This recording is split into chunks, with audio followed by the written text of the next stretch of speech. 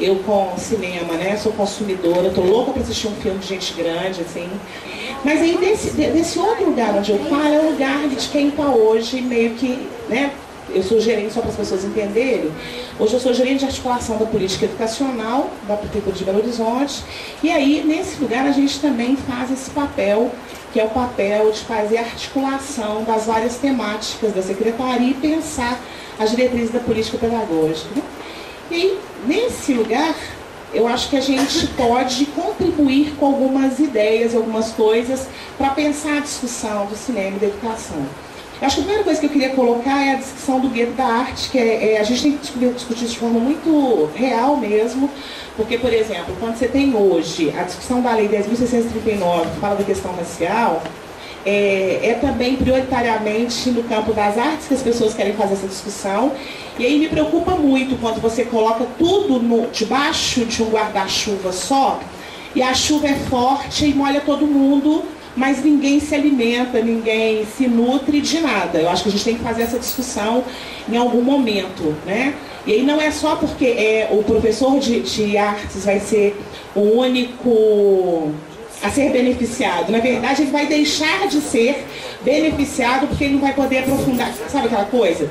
Quem trabalha com muito, com tudo, não aprofunda em nada. A gente fica especialista em introdução, né? Isso é uma coisa que a gente tem que cuidar, mesmo porque a gente tem que lembrar que, quando você pensa isso no processo pedagógico, no cotidiano pedagógico, né, as aulas de artes, elas têm poucas, né, os professores passam pouco pelas turmas, né, também é o professor que é mais demandado para fazer as outras coisas todas, assim, né. Tem festa, não sei porque que eles acham que o cara também é decorador de ambientes, ele vai e pede para fazer. Tem isso, a gente vê isso ainda, né? Então, é uma discussão que precisa de ser feita. Então, onde é que eu colocaria essa discussão? Eu acho que essa discussão, ela cabe hoje, a gente tem que pensar três pilares.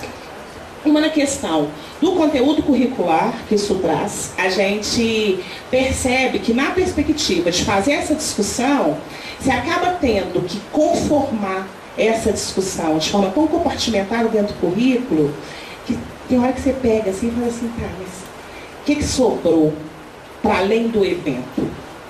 Né? Assim, o que sobrou para além do evento? Que essa eu acho que é uma discussão que a gente precisa de fazer quando a gente discute a questão dos conteúdos do currículo, né? Para além do que é a lista de conteúdos, para além do que é o evento, para além do que é né, assim, comemorar o Dia do Cinema Nacional Brasileiro, que eu já aprendi, que eu aprendo rápido. Para além do que é isso, o que mais que fica? Eu acho que uma questão que a gente precisa fazer, é um desafio que precisa ser enfrentado. A segunda discussão, que tem a ver com a discussão do conteúdo, é a discussão da formação docente. Então, a discussão da formação de professores para essa temática, ela vai ter que fazer a gente acessar e nos desafiar a fazer coisas muito diferentes.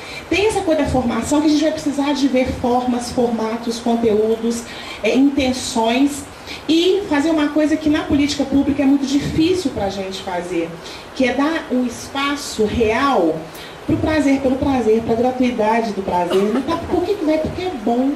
Né? Só porque é bom. E que é coisa mais boa do que coisa boa? Por que é que o professor, no momento de formação dele, não pode apenas se deliciar? Né? Quem é que disse que isso também não traz uma conversa que não é extremamente formador? Né? Então, acho que o outro pilar que a gente vai precisar de pensar é o pilar da formação. E um outro pilar que é fundamental, que aí eu nem coloco hierarquicamente qual é maior, qual é menor, mas um outro, que é de como é que você faz algumas coisas do conteúdo curricular da política pública. E quando eu falo disso, eu falo do quê? Eu falo da organização de tempos, espaços e da organização de orçamentos para que as coisas aconteçam.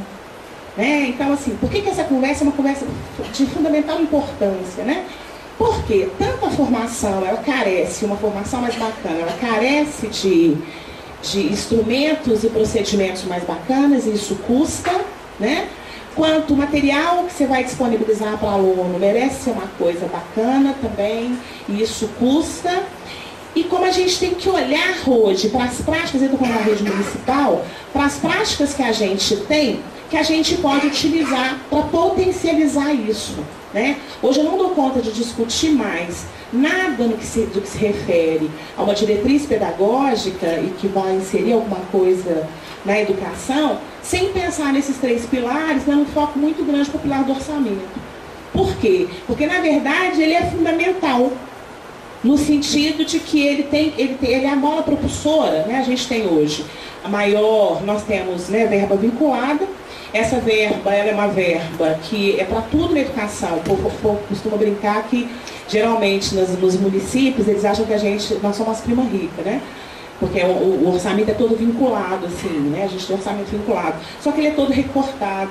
E aí, para fazer a discussão dentro da sala de aula, a gente tem que lembrar que você tem que ter uma discussão que é anterior, né? Ou que é em outra instância, que é onde se gere a política pública de educação. Para que, efetivamente, quando você quiser em sala de aula, você tenha a condição e as pré-condições, os instrumentos necessários para fazer. Né? A perspectiva do cumprimento da lei da obrigatoriedade, se eu mostro esse conjunto de meninos que vai tantas de vezes para o cinema em um determinado período do ano ou ao longo do ano, então, na verdade, a gente está cumprindo um papel. Mas está mesmo? Ou então, quando você pega a discussão da questão do audiovisual, e a gente tem muita coisa, né? Porque as escolas ganham muito, recebem muito, compram muito, né? Como é que isso, por estar lá, por estar disponível, de fato, traz para a gente a perspectiva da discussão pedagógica e aí o papel de fazer esse outro acessar esse outro campo das artes. Né? Eu acho que os desafios que a gente se coloca é esse. Né? Outro, mais ainda, é pensar isso. Como é que você pensa as várias abordagens para os vários públicos diferentes, que é um problema que a escola tem muitas vezes. Né? A gente, como não se tem uma reflexão real, e aí não é por incompetência nem nada, eu acho que porque ninguém nos desafiou direito para fazer essa conversa, como não se pensou de fato qual que é o papel que essa cultura, essa obra de arte, como é que as coisas entram na escola, e aí entram para aquele consumo curricular, né, taxadinho que eu falei, a gente não dá conta de perceber muito, ou de fazer muita coisa, de forma que a gente desafie, aí sim também os produtores, né, a pensarem as coisas para as variadas faixas etárias.